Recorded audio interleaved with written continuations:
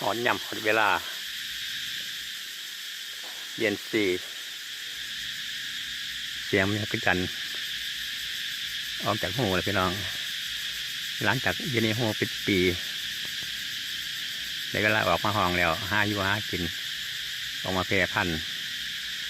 จักรจันถือฝนตกใส่มือหนึ่ง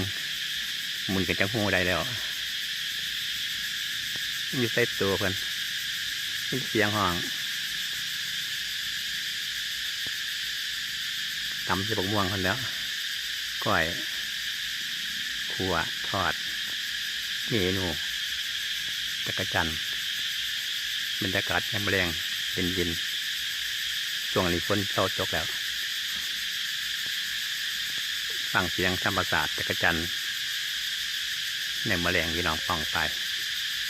เห็นตัวคนจ่อยหาอย่างไรจักรจันมุนก็ได้ห้องอย่ามองได้เสียงจากธรรมศาสตร์